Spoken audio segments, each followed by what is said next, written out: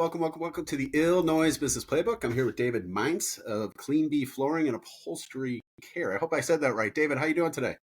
Great. How you doing? I'm doing excellent. Well, listen, I want people to get to know you. I want people to get to know about your business. But I love the fact that we ask you folks to send pictures our way. And I'm going to explain that real quick, and then I'm going to be quiet and hear your story. Many moons ago, I worked in the corporate world, and I was out there with my corporate activation team, and some pictures were taken of myself. I sent them back to my wife, Neha, who obviously you know.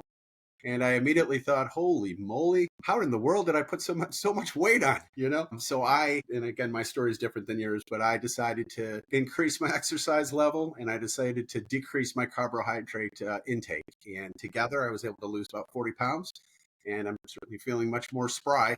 But you, my friend, holy moly, I've yet to see such a transformation as the one that you made. Can you tell everybody your quick story about why you made your physical transformation and how you did it, and how you feel after the fact? So in 2018, three of my friends all had, one had a bypass, one had a stent, and the other one, he wound up having stents put in. So basically three of them all had major heart conditions, all within 2 to 3 years of my age. And I went to the doctor, and I've always fought my weight, but my health markers were always good. And she's like, your cholesterol's a little high, your blood pressure's a little high. And so then I just said, okay, I'm done. I'll figure this out and start kind of like you, cut carbs out, started exercising, took it slow, let my body, adjust to everything. And then within a year, I went from 280 to 215. And then I got bored. So I started doing obstacle course races like Tough Mudders and Spartans. And when I find something, I'm all in. You could tell, David. So I did, in a year and a half, I did like 52 races in like a year and a half. We were traveling all over the country, went to Hawaii and Florida and just everywhere. And we did it as a family too, which was cool. So my wife and some of my kids would go along, and that was really, really cool. And then COVID hit and all that kind of dried up and went away. I kept working out. For my 50th birthday, so it was my 49th birthday. I said for my 50th birthday, when I turned 50, I want to do a bodybuilding competition. So I got a trainer, and for a year and a half, counted my calories and macros, and I actually went back up to 280 pounds, putting on size, and then cut back down at competition to 222. Jeez. That in itself, because I mentally had told myself I would never go back to that weight again. I would never go into a 3X shirt. I would never go into a size 38 pant. Sure. And to purposely do that was probably even harder than the other stuff, just mentally. So I did the competition, registered in 14 divisions, which they said no one had ever done that before. I didn't know. I just figured I'd enter everything. So I placed in 13 of the 14 divisions. I won my 50 Masters. So I'm going to do 2 shows this year. And if I won the second show, then I would be considered a pro bodybuilder. So, but if I don't, I think kind of whatever. I think I'm kind of done with it for a while. Because it's like a third job. It's very time consuming, and it's a very solo project. I like doing things more with my wife and my family than, just strictly about myself. Absolutely. Well, David, again, we're going to hear about your business, but from a personal standpoint, it's very inspirational seeing how you decided to make that change. Appreciate it. Anyways, I gotta hit the gym a little bit, David, to start hanging out with you. I can tell you that right now. But well, I want to hear more about Clean Bee. So, what inspired you to start this business? And yeah, just tell us all you can about your business. Okay. So I started we started the business in 2005. I was an aircraft mechanic for United Airlines.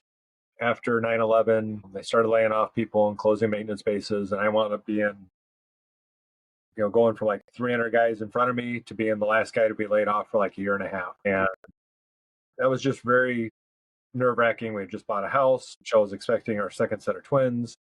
And I was just a nervous wreck. And basically I got laid off, recalled, laid off, recalled.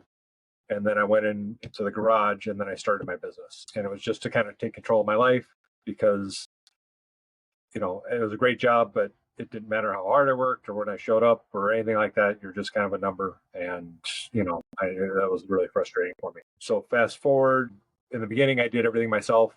I was phones, bookkeeper, carpet cleaner, everything. My mom stepped in probably about after the first year. She started doing phones, and Michelle was busy raising our kids. So she was raising two sets of twins. She worked harder than I did. I'm So sure you're telling her that often, by the way. yeah. That sounds like a lot of. But then as we went along, she got more involved in the business, and now she's a critical part of it, where she does our marketing, office work, networking, and she's really helped grow the business. And she's just such a integral part of it. And it's just as time is allowed, it's been nice. So it's pretty cool. So fast forward to where we're at now, we have 11 employees, 4 trucks that go out. We have a rug cleaning studio. We also do, we have a high-end fabric protection side of the business. So we'll go out and treat for stain protection, UV resistance. We bought a 5,000 square foot facility a year and a half ago to operate out of. And yeah, it's been a long journey, but it's been good. We just hit our 20 years this last May. David, that's awesome. That's awesome. What are some challenges that you found as being a local businessman in the community? Right now, I would say just making sure that I have enough work for my technicians. I got great employees, but operating 3 service trucks and another truck that goes out and does rug pickups and deliveries and fiber protector. It's a lot of responsibility to make sure that they stay busy. And so I would say that's probably the hardest thing. I got amazing people. We've never laid anyone off. We've never done anything like that. So we're able to keep them busy, but it's just a challenge, and things that happen in the news and the economy affect people. Carpet cleaning and cleaning is not a necessity most of the time. It's an option. And so, when things kind of people tighten up a little bit, it gets a little tight. So that can be a little stressful. What are some ways that you've been able to grow your customer base? Obviously, I've seen you at a Cup of Joe before, so I know obviously getting out there networking has got to be a component. But what are other strategies that you put? So probably our biggest thing has been our referral program. So we started that very early on in the business, and we don't do a lot of advertising.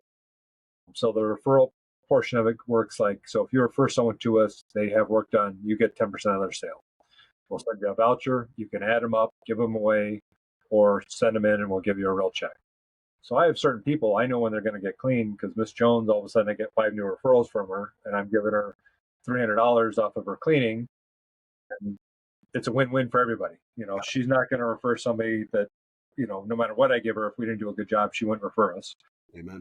She gets to save money. I get to save money on my advertising. We get to grow our customer base. So that's the customer side of things. And then in-person networking, either between the groups or our referral partners like stores, interior designers, furniture stores and things like that. The people where they buy the product from, they go back to and ask who do you recommend to maintain it. What sort of you've been doing this for a while. You said you hit your 20-year mark. Is that correct? Yep. Yeah. So you've seen a lot of alterations and trends in the industry. So what sort of future trends do you anticipate, and how do you plan on dealing with those?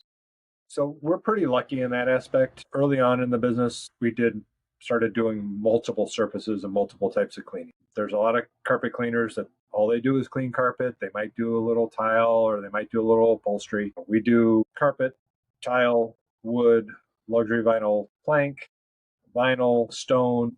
We have all types of furniture we do. And then we have the only, rug studio in McHenry County. I mean, we're the only one that's set up with the centrifuge and the drying floor and the rug racks and the wash floor and everything like that. That's not going to be forever, but we also have the most experience in the county for cleaning rugs. So that's been real good. So between because carpet is shrinking. You buy a new house now, you're lucky if the bedrooms have carpet in it and the rest of the house is either going to be LVT or wood or vinyl or tile. But we've been cleaning these things for the last 10, 15 years. We're not scrambling, trying to figure out how we maintain them. We've been doing it the whole time. Now, this is I kind of talked to you about this before, but this is going to be my favorite question I've asked somebody in a while because I love what I hope you're going to answer. Tell me about a moment of success. Tell me about something that stands out in the time that you've been doing what you've been doing. So probably the biggest opportunity or successful moment I have in 2015, the gentleman that taught me how to dye carpets and dye rugs, for restoring the colors, contacted me and says, it was the New Year's Eve, it was morning of New Year's Eve, and he says, we're going to clean the carpets at the White House, and I need some more people to come in and give me a hand. And first I turned him down. Really? Yeah, because it was like the first time it like fell on like a Friday, on a weekend, New Year's Eve did. And it was like the first time I had like plans with my wife. Like we had we're going downtown, and I'm like, no, I can't. And then I told her, she's like, are you nuts? You're going. So I called them back, sent them my passport. They did their background check, got on an airplane, and we went and did it. And so we cleaned the West Wing of the White House, which is where the Situation Room is. So it's the place you don't get to see. Like if you do a tour or something, you don't see that side of things. Right. So to be in the room, there's like a famous picture when after 9/11 they got Osama bin Laden, everyone's wrapped around the table watching it on the TV. I was in that room, and that was just like, this is just awesome. Yeah. So it was a really amazing opportunity, and the only way I got that opportunity is because of always seeking out education and training and having my peers respect the work that I do. So I was given that opportunity. Man, not many people can say they've been where you've been, David. That's pretty cool. And then that led into other things. We did the Securities and Exchange Commission downtown.